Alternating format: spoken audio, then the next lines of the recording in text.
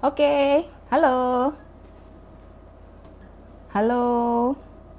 Halo, selamat sore teman-teman. Ya, selamat bergabung teman-teman di IG Live Cerdas Keuangan bersama saya Erlina Juwita. Sharing session hari ini adalah Cerdas Keuangan with Friends yang akan membahas tentang bagaimana sih cara investasi saat pandemik seperti ini, ya. Terus juga apakah opportunity apa yang dapat kita ambil saat pandemik ini, khususnya untuk investasi. Bagaimana cara mengatur perbaikan cash flow. Terus juga bagaimana cara mengatur budget yang baru untuk menghadapi new normal. Nah, ya, oke. Di antara kita sudah hadir seorang financial planner juga, namanya Mariadi Santana. Ini ada hubungannya sama gitaris Santana, sama grup musik, ya. Namanya Mariadi Santana, CFP QWP. Ya, dia berprofesi sebagai bankers juga, sebelumnya di asset management dan juga terakhir di investment and asset management di offshore ya. Oke.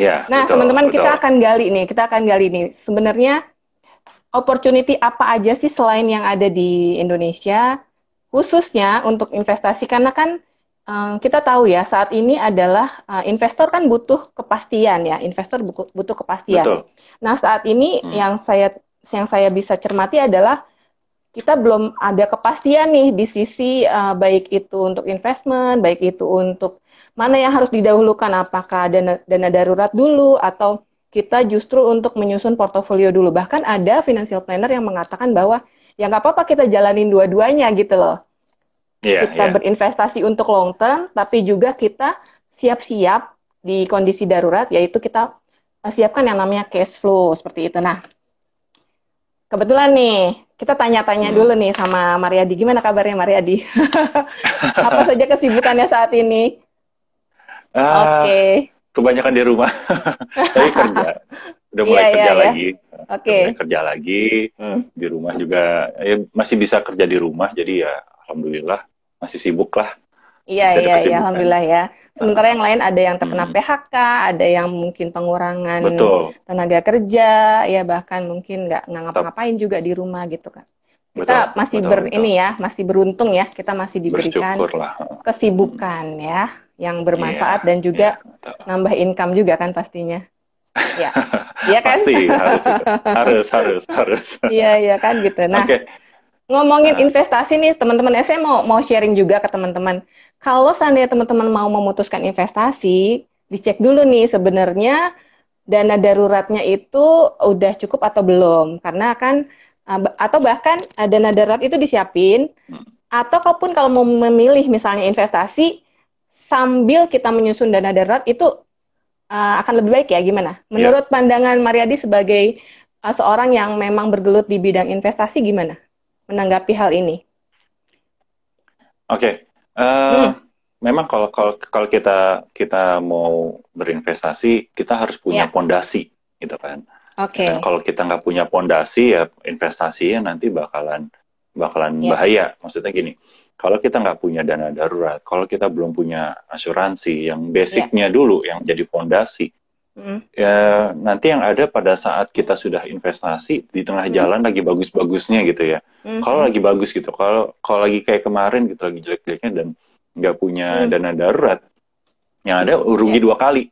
Iya betul. Udah ngambil, udah terpaksa ngambil investasinya, pas lagi investasinya lagi turun, gitu kan. Jadi kan itu kita nggak punya pondasi. Tapi kalau sudah punya pondasi, itu akan lebih enak buat investasinya. Tapi fondasi ini juga nggak harus udah siap gitu kan. Kadang-kadang kan pemikirannya jadi, berarti udah siap dulu dong dana daruratnya. Tadi seperti Mbak Erna bilang kan, better ya sambil jalan, benar. Jadi ketika budgetnya sudah ada, budgetnya nih, budget yang pertama sudah ada buat dana darurat. Sambil itu running, sebelum itu terkumpul, ya udah. Nanti pasti akan ada budget yang lain. Otomatis kita sudah terbiasa dengan tidak ada dana di menyisihkan di dana darurat atau asuransi yang untuk basicnya.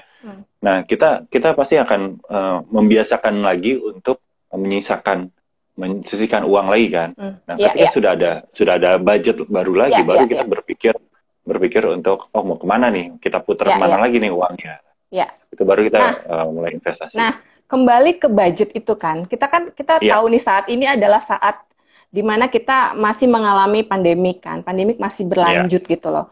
Sementara budget untuk kehidupan sehari-hari pun ya namanya hidup di rumah aja, berarti kan ada tambahan-tambahan yang lain tuh ya.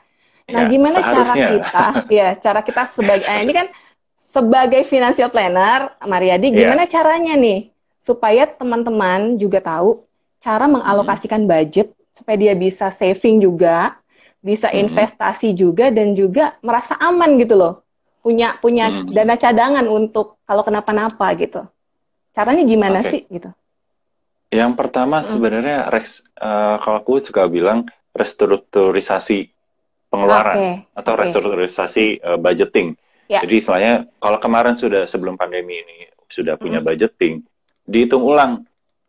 Kan ini udah lewat 3 bulan ya, harusnya pasti sudah bisa menghitung ulang lagi kemarin tuh habisnya di mana aja gitu. Dicatat ulang lagi aja. Dicatat ulang pengeluarannya apa, nanti bisa disortir mana yang perlu, mana yang enggak. Nah, dari mana yang perlu, mana yang enggak ini kan kita bisa tahu sebenarnya prioritas kita kemana nih untuk ke depannya. Karena dengan kebiasaan-kebiasaan sekarang, harusnya itu kita bisa merubah kebiasaan yang mungkin yang dulunya tidak baik bisa jadi baik gitu. Atau yang sudah baik karena ada budget lebih tadi ya, nggak belanja, nggak apa. Oh ya berarti investasi bisa ditambah nih, nah, itu kan bisa. Atau buat dana daruratnya harusnya bisa lebih cepat nih disiapin. Atau beli asuransi lagi aja nih karena kemarin belum ada nih asuransi yang seperti ini ya. Macam-macam. Jadi memang kita kayak rebudgeting lagi ke rebudgeting. Jadi kita bisa ngatur cash flow ulang. Yang sebenarnya yang paling esensial itu sebenarnya apa sih? Gitu. Kedepannya ini kan masih masa pandemi ini kan masih transisinya masih agak sedikit lama ya kelihatan. Dan nggak langsung walaupun udah dibuka pun nggak langsung serta merta orang langsung. Ini juga mungkin ada sebagian yang membabi buta gitu ya.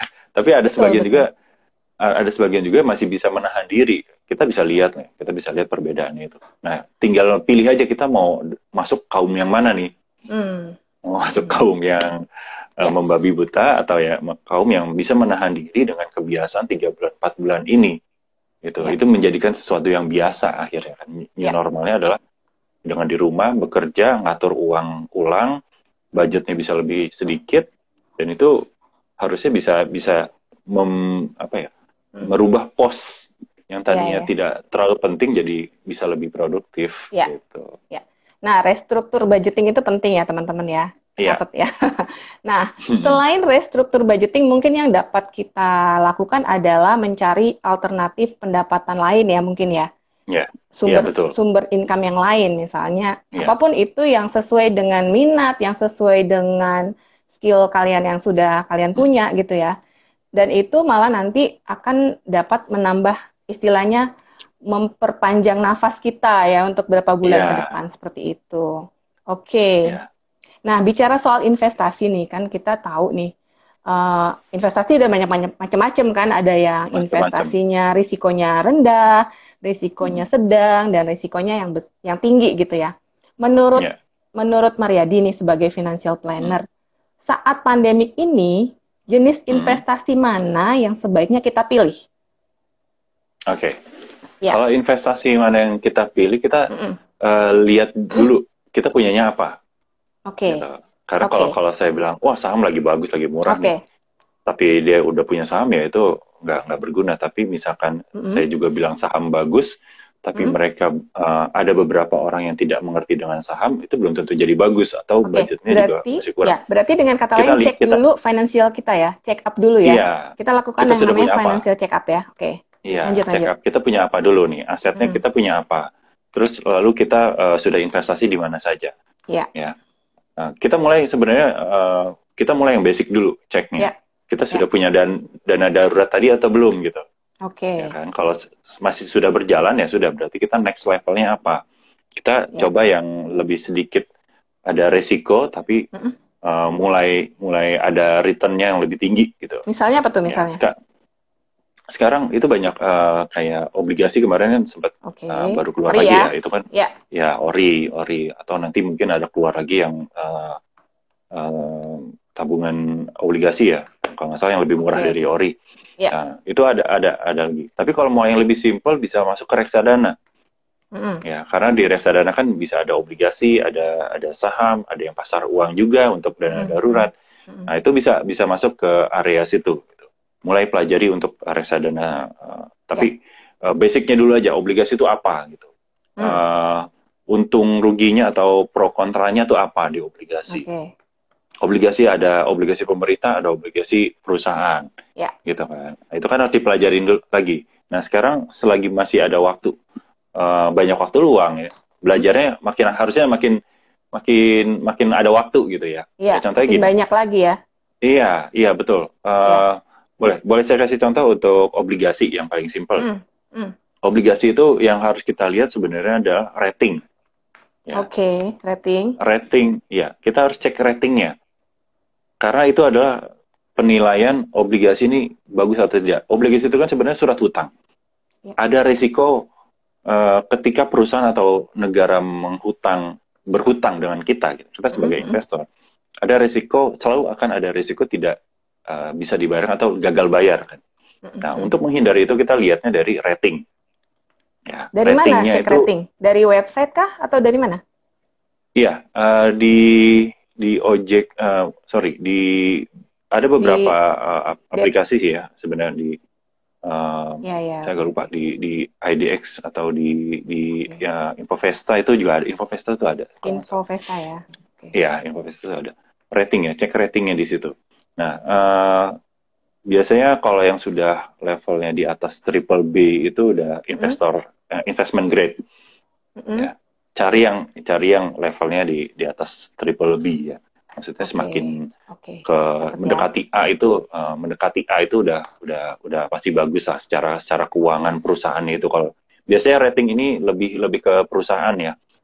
Lebih ke perusahaan itu akan ngaruh. Tapi kalau untuk pemerintah ya kita percaya aja lah, selama kita masih percaya sama pemerintah, ya oke lah gitu. Tapi kalau udah nggak percaya sekali sama pemerintah, ya jangan gitu. Mau ratingnya sebagus-bagusnya triple A juga kalau udah nggak percaya. Iya, betul. Gitu. Karena kan memang yang pegang pemerintah ya kalau obligasi. Pemerintah, iya. Nah kalau reksadana ini gimana? Reksadana kan Mariadi juga banyak pengalaman ya di aset manajemen gitu-gitu. Melihatnya seperti apa peluang untuk di reksadana saat pandemik ini?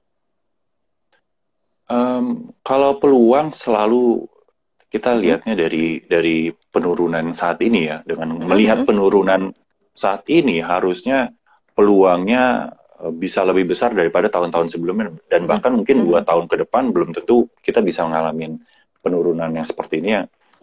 Dan kalau kita melihat minusnya sekarang berapa, itu udah hampir kemarin sempat 40, mungkin sekarang udah 20%-an kalau sekarang udah setengahnya naiknya.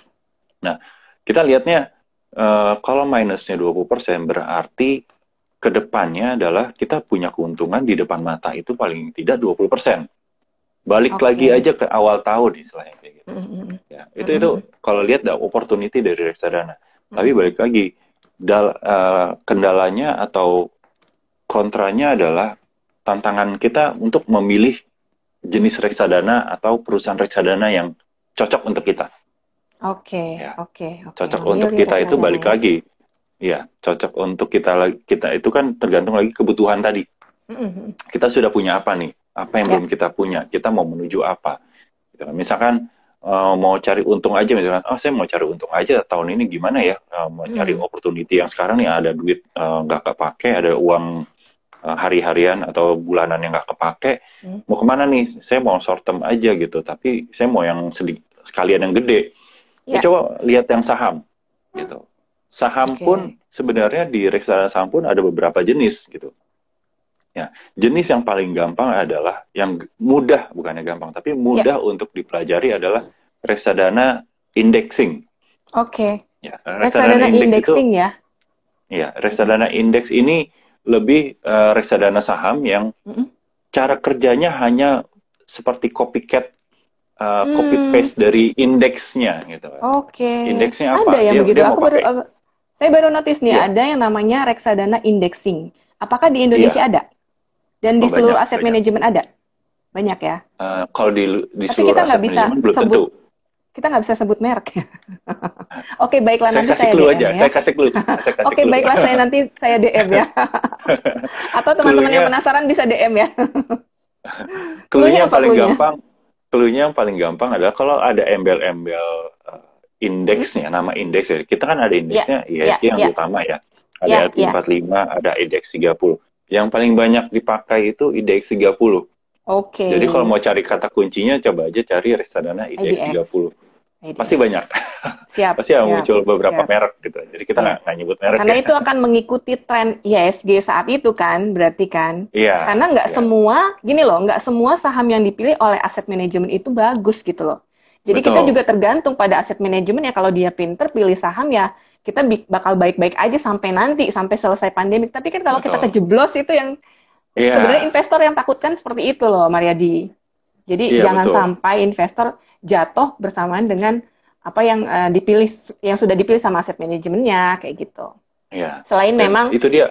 Iya, selain memang kredibilitas dan ini ya aset manajemennya kayak seperti apa gitu ya. Iya, betul. Nah, makanya paling gampang itu mau perusahaannya apapun. Gitu. Kalau dia sudah indexing, kita cukup melihatnya indeksnya aja.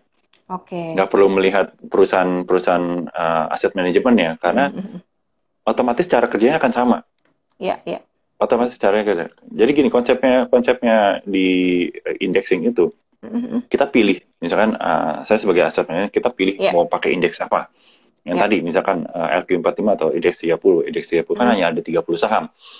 Jadi dari 30 saham yang ada di indeks itu, di produk tersebut yang dibuat, itu harus punya 30 saham itu dengan porsi yang sama secara persentage dari dana kelolaan. Jadi kalau misalkan dia ada BCA, BCN berapa persen dari indeksnya, dia harus pegang percentage yang sama. Ketika naik biasanya dia akan sama naiknya. Jadi bobotnya akan sama. Nah, itu kita seperti nggak usah lebih simpel memilih. Aja lah. Iya, meremnya kita cukup lihat indeksnya aja. Gitu. Cukup melihat indeksnya aja, otomatis dia pergerakannya akan sama gitu. Sedangkan kalau kita mau yang lebih tinggi, berarti kan kita harus pelajarin lagi produknya, isinya apa nih. Gitu. Ini perusahaan ini sukanya, biasanya kan suka ada preferensi nih. Setiap aset manajemen suka ada preferensi gitu. Dia sukanya bermain di area ini, yang ini sukanya bermain di area ini. Itu kan seperti kayak nyari jodoh lagi gitu kan, kayak perkenalan lagi dari awal.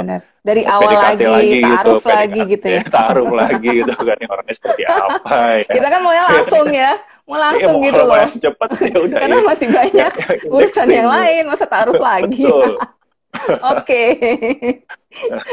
Setuju ini, kalau ini setuju. Jadi teman-teman, reksadana oke, tapi kita harus cerdas juga nih milih yang mana. Nah, clue dari Mariadi tadi sampaikan adalah cari yang namanya reksadana indeks, karena dia akan mengikuti indeks ya. Sepanjang indeks itu akan secara long term akan naik, dia juga akan naik ya. No matter what the company is ya. Kayak gitu. No matter the company. Selama konsepnya indexing ya, dia akan ikuti indexing. Gue catat banget tuh. Gue catat. Nah, tadi kan udah obligasi, udah reksadana juga. Sekarang kita bahas yang lain dong selain itu. Selain itu ada lagi nggak? Ya apa? Jenis investasi yang lain? Kemarin itu kan, kemarin itu sempat kita bahas juga tentang redenominasi dan adanya juga, ternyata adanya logam mulia yang palsu juga gitu loh ternyata. Nah itu kan membuat investor justru worry ya, kayak gimana nih? Gimana? Mariadi melihatnya seperti apa? Atas isu-isu yang sorry, kemarin. Tadi keputus. Gimana? Oh iya, sorry. Iya, tadi kan kemarin kita sempat bahas ya mengenai berita tentang redenominasi dan tentang adanya investasi jenis logam mulia yang palsu kayak gitu. Mariadi melihatnya seperti apa? Supaya nanti investor juga China, bisa, investor juga bisa ngeh nih sebenarnya kalau mau investasi gimana gitu loh di saat pandemi kayak gini. Gitu. Gimana? Jadi gini. Sebenarnya effort kita adalah mempelajari produknya tersebut. Ya mau nggak mau ya, mau nggak mau. mau nggak mau kita harus keluar tenaga untuk mempelajari. Karena gini, walaupun kita nggak mau ribet ya, biasanya kan kita pokoknya mau nggak mau ribet, dijelasin selama merasa diuntungkan atau ada kata-kata yang pasti, kata-kata untung yang besar, dan dikasih hitung-hitungan yang mudah gitu. Kita kayaknya logika kita kayak nggak dipakai gitu. Nah, itu yang harus dirubah. Kita harus effort untuk, walaupun kita kemampuan kita dalam pasar modal atau investasi itu nggak terlalu ini ya. Clue-nya itu paling gampang adalah kalau selama yang saya jalanin ya, selama orang itu bisa menjelaskan ya, atau marketingnya atau perusahaan tersebut bisa menjelaskan dananya ini sebenarnya diputar kemana, dan kalaupun dia besar ya, hasil yang dijanjikan besar, ini masuk akal apa enggak? Besarnya itu masuk akal apa enggak? Misalkan gini, dia bisa menjanjikan di atas 10%. Ya, kalau di atas 10%, logika yang paling gampang adalah perusahaan harus bisa menghasilkan keuntungan di atas 20%. Ya, 20% itu kenapa jauh banget 20%? Misalnya gini, dia harus bayar marketing. Ya kan? Karena pasti ada komisi. Komisi bisa dimakan marketing bisa 2%-an lah misalkan. Nah, keuntungan perusahaan pasti lebih besar dong dari marketing. Ya kan? Bisa di atas 5%. Lalu dipotong lagi untuk biaya operasional yang lain-lain. Ya, otomatis itu kan kalau dia 10%, minimal 20% dia harus sudah bisa. Ya, bisa menghasilkan 20%. Nah, apakah bisnis itu bisa menghasilkan 20%? Itu aja logikanya. Kalau dia tidak bisa, kita harus pikir lagi, dari mana? Kita harus istilahnya bertanya lebih banyak lagi. Dari mana dia bisa menghasilkan 10% yang dijanjikan? Atau misalkan lebih besar. Misalnya kayak tadi emas. Dia menjanjikan berapa persen? Ya, benar nggak? Lalu cara kerjanya seperti apa? Nah, kita harus bermain logika juga di situ. Cara kerjanya benar-benar bisa menghasilkan itu atau tidak? Kalau selama dia tidak bisa menjelaskan dengan jelas cara mengolah dananya sendiri, nah itu sudah harus ada kecurigaan sedikit. Harus kita menimbulkan kecurigaan dan bertanya lebih banyak gitu. Ya. Itu clue-cluenya sih sebenarnya simpel gitu ya. Kita harus berpakai logikanya. Mungkin nggak sih gitu? Ya. Mungkin nggak sih dapat return sebesar itu, dan caranya seperti apa? Karena banyak juga ya yang zaman dulu saya di bank juga banyak yang kalau ditanya ini muterin uangnya gimana nih gitu. Kalau Mbak Erna ingat zamannya yang gold zaman dulu yang jaminan emas itu kan, itu saya sering banget ditawarin buat jualin ke nasabah, itu sering banget. Ketika ditanya gimana sih cara gimana sih cara kerjanya gitu, ini kok bisa dapat segini, uangnya diapain gitu, terus emasnya tuh diapain gitu, itu selalu berputar-putar jawabannya. Ya ini kita ahlinya, kita sudah ahli di sini, ahli ya. Kata-kata ahli itu selalu dipakai gitu. Kita sudah bermain lama di sini, kita sudah ini ada jaminan emasnya apa segala macam. Nah, tapi secara logika itu nggak masuk buat saya, karena untuk bisa menghasilkan dulu tuh dijanjikan 13% gitu. Kita ngambil kalau penjual itu bisa ngambil 2-5% bahkan. Ya. Itu nggak masuk di akal gitu. Gimana harga emas pada saat itu agak sedikit stagnan, dia bisa ngasih sebesar itu gitu. Nah, itu hal-hal seperti itu yang harus banyak dipertanyakan. Gitu. Jadi yang kadang-kadang kita hanya terpaku dengan imbal hasil yang dijanjikan. Gitu. Ya. Dan kadang-kadang juga penjabaran atau penjelasan mereka sangat cantik gitu.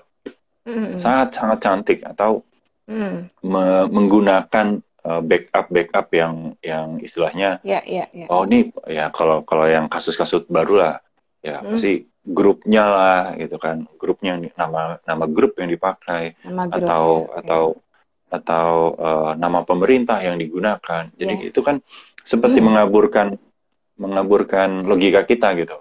Dan justru dengan kejadian-kejadian gitu kita harus lebih istilahnya lebih cerewet lah gitu. Cerewet nanyanya nggak apa-apa, cerewet di awal gitu. Biarin aja marketingnya kita cerewetin ya, karena mereka dibayar untuk itu gitu. Benar.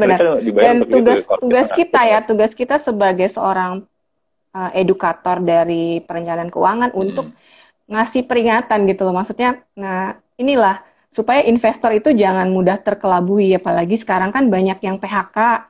Otomatis kalau di PHK itu biasanya sih dapat uang pesangon kan dalam jumlah besar ya. Ngelihat uang dalam jumlah besar, bingung nih mau diinvest kemana. Jangan sampai salah penempatan seperti itu ya. Jadi tugas kita memang di sini untuk memberikan satu edukasi dan juga satu warning gitu. Kalau mau invest ya yang di tempat yang jelas dan hati-hati memilih jenis investasinya seperti itu ya. Dan juga yang mesti dicatat adalah investor harus lebih kritis nih, jangan asal terima aja begitu dijanjiin return gede, oh dia oke-oke aja gitu. Padahal di balik semua itu kan nggak ada makan siang yang gratis sebenarnya ya. Ya kan, justru harus ada curiga di situ. Oke. Jadi sebenarnya kalau ditanya nih, sebagai misalnya kita kan ada berbagai profesi kan di masyarakat gitu, ada yang freelancer, ada yang karyawan, ada yang mungkin pebisnis gitu ya. Kalau mereka mau invest untuk tujuan jangka panjang, misalnya untuk pensiun kayak gitu. Nah, portofolio apa sebaiknya yang mereka harus miliki, dan jika melihat risk profile mereka, apa yang harus mereka lakukan gitu di saat ini? Karena kan saat ini, kalau menurut saya sih saat ini adalah opportunity gitu loh buat saya atau buat kita untuk long term investing. Tapi kan nggak semua orang berpikir kayak gitu kan. Ada yang mungkin merasa cemas, nggak tahu harus kemana uangnya, atau bahkan mungkin ya udah di-keep aja dalam tabungan seperti itu. Kalau Mariadi melihatnya seperti apa? Ya, memang benar sih, keep dana cash itu banyak yang bilang kan cash is king ya sekarang ya. Cash is king juga, kalau kelamaan jadi cash nggak jadi king juga gitu sebenarnya sih. Harus jadi trash gitu. Ya harus cashnya itu, maksudnya dalam keadaan sekarang kalau kita punya uang, kita mau investasi, ini saat yang tepat. Kita bisa jadi king. Sebenarnya pengertian yang lebih benar adalah seperti itu kalau menurut saya. Balik lagi ke yang tadi. Kalau misalkan untuk jangka panjang, kita harus tahu juga sih jangka panjangnya berapa lama. Kadang-kadang kan ada yang jangka panjangnya cuma 5 tahun, itu bilang jangka panjang. Ada yang 10 tahun, 15 tahun. Misalnya untuk 15 tahun deh. Untuk pensiun 15 tahun buat lagi. pensiun. Buat pensiun. Oke. Kalau buat pensiun bisa masuk ke saham ya sebenarnya. Tapi untuk saham juga kita harus pilih yang fundamentalnya bagus ya. Pilih fundamentalnya yang bagus karena ini kan untuk 15 tahun lagi. Kita pikir juga, bisnisnya bisa gak sampai 15 tahun lagi? Ya kan? Atau secara keuangan dia akan bisa bertahan gak nih 15 tahun lagi? 15 tahun lagi ini berarti berapa kali ganti presiden nih? Gitu kan? Berarti kan kebijakannya akan berbeda. Nah, sektor dari perusahaan itu akan bertahan gak? Gitu. Mau ganti presiden berapa kali pun dia akan tetap jalan atau enggak. Nah, itu kan harus dipikirin juga. Ya kalau mau simple ya yang tadi reksadana saham. Karena kita nggak perlu mempelajari yang indexing, kita nggak perlu mempelajari satu persatu sahamnya. Cuman kalau mau lebih tinggi lagi, mau lebih maksimal, better masuk ke saham langsung gitu. Atau mau divariasikan gitu. Bisa divariasikan, itu maksudnya dicampur dengan obligasi yang ada. Yang portofolio persentasenya gimana, Mariadi? Berapa persen di saham, berapa persen di reksadana gitu? Balik lagi ke karakter ya. Karakternya dia agresif atau tidak. Kalau agresif ya bisa 80-20% obligasi. Obligasi benar-benar yang obligasi karena berharap ada kuponnya ya. Jadi selama misalkan dia beli obligasi yang jangka panjang, selama itu juga kan akan ada kupon. Nah, itu kan buat nambah-nambah, siapa tahu kuponnya nggak kepakai, bisa beli untuk beli sahamnya lagi gitu, untuk nambah. Betul. Lebar sahamnya. Kalau moderate 50-50 berarti. 50-50 lah, 50-50. Iya. Kalau lebih konservatif, iya. Atau paling enggak, ya kalau mau nawar-nawar dikit 60-40 lah, boleh lah. 60-40. Masih boleh cincai lah. Masih boleh lah, cincai. Masih cincai lah. Nah, kalau dia konservatif, berarti 20-80 ya? Berarti masih ada porsi untuk saham buat dia ya? Kalau dia konservatif. jangka panjang konservatif, sayang sih kalau 20-80 ya, 20% yang di saham ya. Karena nggak akan efektif gitu. Better sih 30 ya. Di atas 30 ya. Di atas 20, masih oke ya. 30% masih oke lah batasnya. Kalau Tapi 20 itu terlalu. Ada loh orang yang memang edukasi keuangannya sudah sangat tinggi, bahkan advance kalau saya bilang, karena dia sudah mengalami fase kehidupan yang sangat lama juga gitu loh. Tapi masih memilih portofolio investasi yang sangat konservatif loh. Kayak logam mulia, properti, bisnis, falas kayak gitu. Nah, menurut lo gimana? Fisik ya. Harus fisik biasanya. Itu orang dengan edukasi yang advance loh. Nggak kayak kita kan yang masih kayak gini kan. Iya. Masih belajar kan. Menurut lo gimana? Kalau gue bilang sih gini, Mbak. Harus ada dicari pokok permasalahannya. Pokok permasalahan itu bisa jadi dari masa lalu. Oke. Bisa jadi dia pernah atau ada ajaran trauma. orang tuanya bisa jadi ya. Betul. Bisa jadi doktrinan zaman dulu. Doktrinan dari zaman dulu gitu. Karena atau sudah merasa nyaman di situ, sudah merasa cukup. Memang batasnya adalah itu gitu. Oh, saya dengan logam mulia, dengan properti, dengan penghasilan seperti ini, tapi dia berhasil. Dan gue bisa lihat dia memang berhasil, gitu loh. Dia nggak ada nggak ada hambatan dari sisi keuangan. Betul, karena kalau dia pemain lama dengan di zaman-zamannya properti itu lagi booming, ya pasti lebih dari mana-mana. Dulu kan 10 tahun yang 5 sampai 10 tahun lalu kan. Nah, itu dia mungkin ya. Properti di atas 20% loh.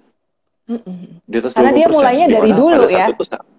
Karena dia mulainya dari dulu, dari zaman dulu, nggak kayak kita yang baru mau memulai gitu. Main lama benar. Nubi kita kan nubi. Iya, nubi. Kita nubi. Makanya kita harus tarik lagi selama lama masa lalunya dia itu gimana track recordnya dengan investasi itu. Kan batasnya dia di situ ya sudah. Kita nggak bisa paksa. Rasa cukup di situ ya nggak apa-apa. Gitu. Oke. Masing-masing itu kan beda, masing-masing beda backgroundnya. Di properti juga. Dan bahkan ada juga yang, kadang-kadang juga ada yang, saya udah mainnya udah advance banget gitu. Kalau reksadana saham doang mah nggak main gitu, mainnya udah di luar negeri gitu, yang aneh-aneh produknya gitu kan. Di atas itu banyak juga gitu kan. Ya karena mereka Bitcoin juga gitu ya. Bitcoin lah, invest di mana-mana kan. Derivatif yang ya banyak lah yang kayak gitu-gitu ya di luar negeri kan, walaupun aneh-aneh tapi cuman secara legal memang mereka sudah lebih siap gitu, secara bisnis sudah lebih siap, dan orang-orangnya juga sudah lebih siap terima resiko. Jadi kalau ada apa-apa nggak akan ada demo-demo lagi gitu, udah biasa karena mereka udah tahu resiko seperti apa. Nah ada kelas-kelas tertentu yang memang yang bermainnya kelasnya memang di luar situ gitu, jadi ya. Dan ini banyak banget di Indonesia gitu. Terbukti kan dari teks amnesti kemarin banyak yang tidak balik ke Indonesia ya karena ya sudah lebih nyaman di situ dan hasilnya pasti lebih besar daripada yang ada di sini gitu kan. Ya itu pengalaman lagi sih. Ya. Pengalaman lagi, gitu. Ini nih kebetulan nih ada Mariadi di sini, gue sekalian mau nanya juga tentang tren investasi di luar negeri.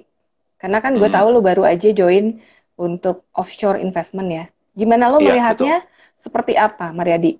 Tren investasi di Indonesia, karena gue punya temen juga di Kuala Lumpur, dia bilang, Mbak, pasar saham di sana nggak menarik, dia bilang gitu. Sementara di Indonesia masih dia bilang cukup menarik gitu, seperti kalau suami gue bilang seperti gadis desa gitu.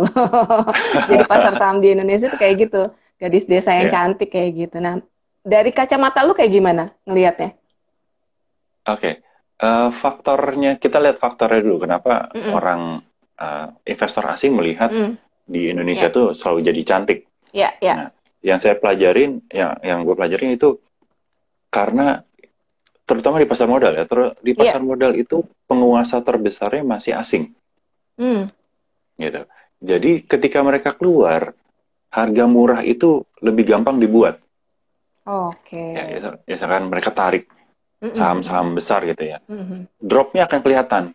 Iya. Ketika drop, Gue sadarin dan juga. ketika drop, domestiknya tidak terlalu kuat untuk ngangkat. Jadi ketika mereka sudah siap untuk balik, masih cantik nih gitu, udah ditinggalin masih cantik istilahnya gitu kan. Jadi mereka menguasai sebenarnya, menguasai pasar kita sebenarnya ya. Betul. Sedangkan kalau keadaannya berubah, domestiknya lebih kuat, ketika asing itu keluar dan bisa ditahan oleh domestik, ketika asing mau balik lagi, loh kok masih begini sih, harganya masih mahal gitu. Kok udah balik, udah gue tinggalin kok, nggak ini ya, udah apa ya, kok nggak ngaruh gitu.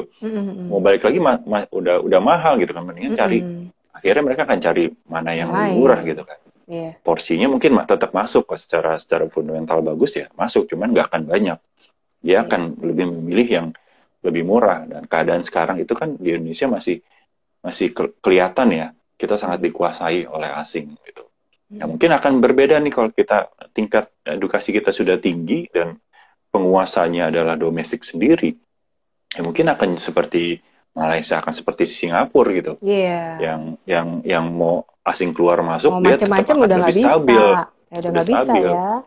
Tuh. Mungkin kita tahapnya mungkin sekarang kelihatan cantik ya karena kondisinya juga orang lebih, ya itu tadi kan, orang-orang lama juga masih ada yang ajaran lama yang lebih megangnya logam mulia, lebih suka sektor real gitu kan.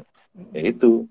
Dan yang milenial juga kan secara kekuatan masih belum memang banyak, tapi secara kekuatan belum bisa menyaingi yang asing. Secara kuantiti dia mungkin banyak milenial, banyak sekali yang teman-teman milenial cerdas keuangan ya, yang sudah sadar akan pentingnya investasi jangka panjang di saham.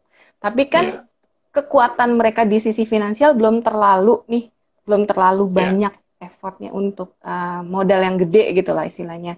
Jadi ya kalau compare to asing ya masih timpang juga gitu loh, walaupun wadih-balanya masih banyak gitu. Masih timpang karena modalnya masih belum terlalu, masih receh lah istilahnya, investasinya receh banget. Iya, masih di bawah miliaran gitu. Iya, bahkan kalau mau dibanding-bandingin juga kekuatan Apple itu secara nilai di Dow Jones itu sama dengan bursa kita. Apple doang loh. Satu Apple doang. Satu Apple itu sama dengan bursa kita. Dia kalau masukin ke kita tuh udah bisa ngangkat gitu kan istilahnya. Belum sahamnya gitu keluar. Warren Buffett. Iya. Itu lebih ini lagi. Jadi kelihatan lah kita gapnya terlalu jauh. Itu yang harus kita kejar juga sih sebenarnya, supaya kita bisa PR tuh ya. Jadi PR buat masyarakat PR. Kita semua, pemerintah juga ya. Betul. Iya. Dan balik lagi tadi ke investasi di luar negeri, kenapa tetap menarik ya, karena variasinya lebih banyak. Variasinya lebih banyak ya. Istilahnya kalau sudah pemain lama yang bermain di pasar modal, terus dia di bank juga kadang-kadang suka ada produk-produk yang customized juga banyak gitu ya. Di asset management juga kadang ada KPD yang bisa dibuat tergantung dari investornya mau kayak gimana. Ketika mereka sudah mencapai titik jenuhnya di situ, mereka akan wanting more gitu. Mau lagi dong yang lebih, mau lagi dong. Pasti kan tidak puasnya ada gitu ya. Udah dapat segini, perlu yang mau lagi. Apalagi pada saat dia perlu balancing juga, ya kan? Pada saat diversifikasinya kan, ketika ini sudah semuanya turun bersamaan, dia perlu balancing yang lain dong. Saya mau yang di luar, kalau misalkan di Indonesia turun, di luar naik, kenapa saya nggak sekalian ambil yang di luar gitu? Iya. Ya kan, supaya Indonesia lagi turun, di luar naik dia tetap bisa untung. Bisa ketika untung, di luar betul. Naik, di luar lagi turun, di Indonesia naik, dia tetap untung juga. Jadi berbagai sisi dia tetap untung. Nah itu kan levelnya sudah advance sekali gitu. Makanya selalu di luar, mencari yang di luar itu ya karena memang banyak pilihan gitu, yang mungkin tidak ada di Indonesia atau belum berani dikeluarkan karena secara regulasi juga masih sulit gitu, atau secara customer appetite-nya juga belum terlalu banyak, masih terlalu sedikit ya, ngapain gitu. Makanya sangat subur di luar itu. Iya ya. Kan uang di Indonesia ini, kalau kita ngomong, wah lagi dalam keadaan gini susah lah, banyak orang jadi tambah miskin, enggak juga lah. Juga kita bisa lihat kok di jalanan yang pakai sepeda mahal-mahal itu tetap makin banyak gitu. Yang ngantri di toko sepeda Toko makin sepeda banyak. penuh. Penuh loh. Tambal ban sampai 600.000 gitu ya. Iya. Tambal ban 600.000 itu lucu. Itu bisa untuk makan sebulan biasanya untuk Iya orang-orang makanya. itu ya. Orang lain mungkin ya. Iya. Porsi Jadi makan kan sebulan. bukti perputaran di Indonesia sebenarnya uangnya banyak gitu. Cuman tempat buat memutarnya itu yang kadang nggak Ya, setuju. nggak seimbang, Ya. seimbang gitu. Gitu sih. Ya, ya. Nah, makanya saya ke luar negeri ya, jualannya. Nah, itu yang mau gue tanyain sebenarnya. Iya. Ini 5 menit cukup nggak untuk bahas itu? Atau mau Cukup ada yang dikit aja, lain lagi? teaser. Iya, mau teasernya sedikit aja. Ceritain dong gimana sih dari misalnya lo kan dari aset manajemen domestik ya, terus pindah ke offshore, gimana teasernya buat gue curious juga gitu loh. Pengen tahu. Kepo. Ini sesuatu yang baru karena gue pengen belajar terus ya, istilahnya. Aduh, gue udah 10 tahun lebih di. Iya, lu 10 tahun lo lama banget di situ. Gak pindah-pindah lagi. Lo gitu. Ya, ketika ada yang nawarin, ternyata ada investasi di luar yang di Indonesia, orang Indonesia juga ternyata banyak gitu. Yeah. Pengen belajar dan memang ini sektor real. Jadi mainnya sektor real. Jadi mainnya di sektor real. Underlying-nya itu dia properti real estate. Oke, bukan gitu. emas. Kenapa? Bukan. Kenapa real estate? Kenapa properti? Karena gini, properti sama real estate itu lebih mudah untuk dicek, gitu. Walaupun properti di luar negeri kita bisa cek dan secara legalnya sudah ada izinnya. Lokasinya di mana, gitu, Redi? Lokasinya di mana? Singapura. Oke. Produk Singapura. Secara itu bisa dicek malah. Kita di Indonesia pun bisa cek. Kalau kita jadi nasabah itu bisa dicek di sana. Sudah ada website pemerintahnya itu sudah ada. Gitu. Dan kenapa sektor real tadi? Itu tadi sebenarnya mau gimana pun ya, selama bangunannya itu ada jaminannya, kita akan lebih nyaman. Gitu. Karena lebih mudah untuk dinilai, harganya seperti ini. Ya. Kenaikan harganya atau nilainya sudah naik nih, itu akan lebih mudah. Dan pastinya perusahaan nggak akan milih real estate yang sembarangan. Gitu kan. Perusahaan pasti akan milih secara perhitungan, lokasinya, brandnya. Gitu. Karena kita boleh teaser sedikit ya, ada produk yang di Australia, walaupun di ini perusahaan Singapura, tapi kita coba investnya di luar Singapura, itu ada di Australia. Itu kita kerjasamanya sama Hotel Eker. Eker Group gitu. Jadi kita beli hotel-hotel mereka ya, dalam satu package ada 17 hotel, kita jual satu-satu. Kita sebagai resellernya gitu. Kita jualin satu-satu, dan pastinya kalau kita beli satu lusin istilahnya, kita jual satuan akan lebih mahal. Ya kan? Tapi sebelum kita jual, kita percantik lah, kita renovasi, kita tambahin kamarnya, fasilitasnya kita tambah supaya sewanya jadi agak naik gitu, disesuaikan dengan marketnya. Ya kan? Jadi ada dua keuntungan sebenarnya dari penjualan. Jadi dari penjualan propertinya itu sama dari sewanya. Sewa kamarnya akan jadi dividen. Gitu. Ada dua kantong. Dan jadi dia dapat investor akan dapat capital gain dari kenaikan nilai propertinya, dan dividen itu dari sewa sebenarnya. Dari sewa. Kalau dia bentuknya hospitality, ada sewanya.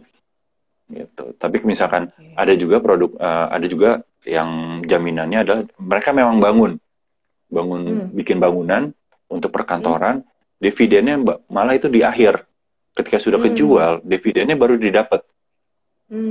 Gitu. Karena kan ada nilai yang masih didapat sama dia menurut kontraknya itu seperti itu. Jadi nanti walaupun sudah kejual, capital gain-nya sudah balik, dividennya baru mengikuti.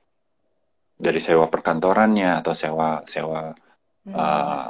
apapun itu ya, mau dia bikin mall atau apa itu tergantung. Jadi memang dividen jenis-jenis keuntungannya tergantung dari underlying-nya itu apa. Yang paling enak sih sebenarnya hospitality ya, karena kan ada uang sewa sambil nunggu itu kejual, uang sewanya ada kan, itu masuk dividen. Jadi hotel ya, hospitality bisnis itu ya. Ya itu akan lebih ini sih. Nah ini bikin penasaran nih, bikin penasaran nih sebenarnya. Terus apa lagi? Iya. Dan dia gini, kalau perusahaan bikin produk biasanya berusaha untuk produk itu tetap ada. Kenapa? Karena perusahaan biasanya hanya ngambil dari fee management. Selama uang itu berputar, dia akan dapat. Ya kan? Mau itu 2%, 3%, setiap tahun akan dapat dari dana kelolaan. Makanya dana kelolaan itu kalau turun dia udah panik. Biasanya perusahaan seperti itu kan. Berusaha untuk menaikkan dana kelolaan. Jadi berusaha untuk produk itu tidak ditutup. Sedangkan kalau ini konsepnya adalah karena dia beli untuk dijual kembali, begitu sudah dibentuk dalam bentuk produk ini harus dijual. Dijual lagi, karena keuntungan yang paling besar adalah penjualan dari asetnya tadi. Berarti itu produknya harus ditutup. Lalu untungnya perusahaan dari mana? Selain memang ada manajemen fee, perusahaan juga sebenarnya chip in dananya di produk tersebut. Gitu. Jadi kalau misalkan terjadi sesuatu dengan produk atau asetnya tersebut, perusahaan akan ngalamin juga. Karena uangnya juga ada di situ. Jadi layernya investor dengan perusahaan itu sama, karena kita uangnya investor dengan uangnya perusahaan dijadikan satu dalam satu produk. Nah, gitu. Nah gue jadi semakin penasaran nih, tapi waktu kita udah mau habis. Ya ini buat teaser aja, teaser ya. Jadi ini membuka wawasan teman-teman juga bahwa ternyata masih ada tuh berbagai peluang untuk investasi. Yang terpenting adalah kalau gue bisa kasih kesimpulan ya, adalah saat ini adalah saat yang paling tepat untuk kita investasi. Walaupun sebenarnya kita bisa menjalaninya secara berbarengan. Entah itu yang pertama mau kita menyiapkan untuk dana darurat dulu, dan kemudian sambil dana darurat kita kumpulin juga, nggak ada salahnya kita gunakan kesempatan yang baik ini untuk investasi. Jadi teman-teman yang mau memulai, jangan takut untuk investasi. Apapun itu dimulai dari yang resikonya kecil dulu. Tadi kita udah bahas obligasi, reksadana, berbagai macam reksadana. Ada juga tadi sempat kita singgung juga tentang reksadana indexing ya. Dan juga berbagai peluang investasi di dalam negeri, baik itu di dalam negeri dan juga di luar negeri. Betul. Sebenarnya masih banyak banget yang mau gue tanyain, tapi berhubung waktunya udah habis, gue juga nggak mau nyita waktu lu banyak-banyak gitu. Nanti kita akan ngobrol lagi. Dengan topik yang lebih seru lagi. Ini terima kasih banyak ya, Mariadi ya. Thank you so much. Lo udah bagi-bagi insight buat kita. Next time kalau mau gue undang lagi, nggak apa-apa ya, gitu ya. Ya sip. Akhir kata teman-teman, terima kasih udah join. Kita akhiri dulu live IG-nya. Nanti akan kita bahas lagi topik-topik yang lebih menarik lagi. Mariadi Santana, terima kasih. Saya Erlina Juwita, mohon pamit undur diri. Wassalamualaikum warahmatullahi wabarakatuh. Selamat sore.